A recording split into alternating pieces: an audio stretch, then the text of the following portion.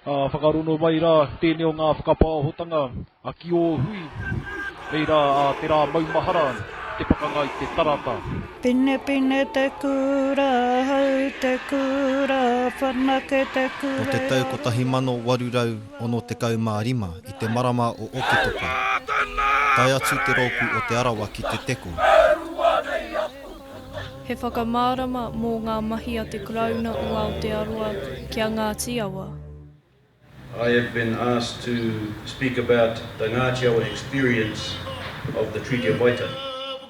The ability of the iwi to control its own destiny became subverted.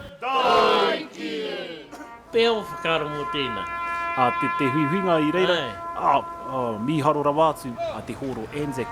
Hau i hikoi te nuinga, ngā hōia tonu, ngā mokopuna. Whānau kei te whakawhitia te tātou ki Ruatoki. Ana whahaere mai rātau ki te tuku atu i ngā taonga i wikitore i ngā korau o Ruatoki.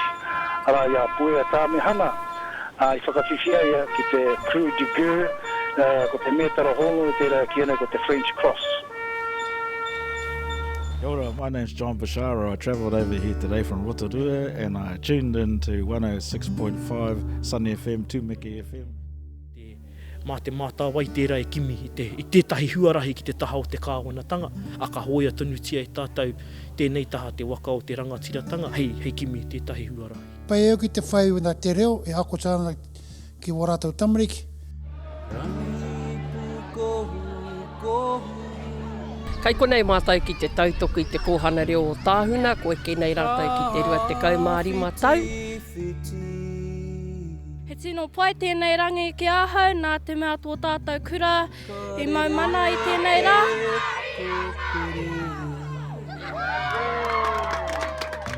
We are all here because of the work and the activities that you have done. Me ki nei ranga mi rā, ki e nei mokopuna o mā tātou. Kia ora. Kia ora, kia ora. Tirama has opened my eyes to a lot of opportunities as well. To me, it means shining your light. Oino, kia whakawhiti atu i nāne e te iwi, a tēnā whakarongo mai rā, ko te kura tuarua o te mānuka tūtaki.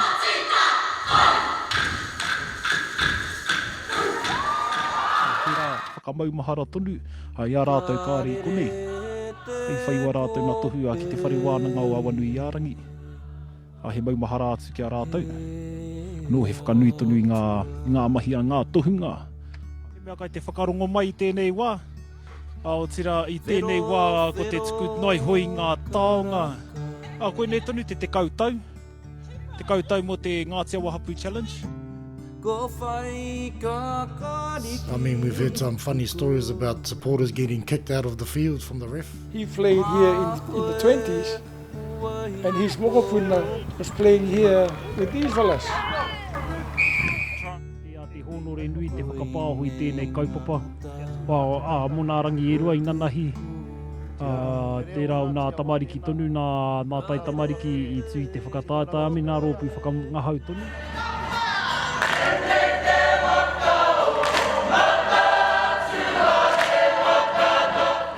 Koe noi te iwi a koe rā tonu nā whakatakotoranga. Ko mo tēnei tau rua mano te kau mārima.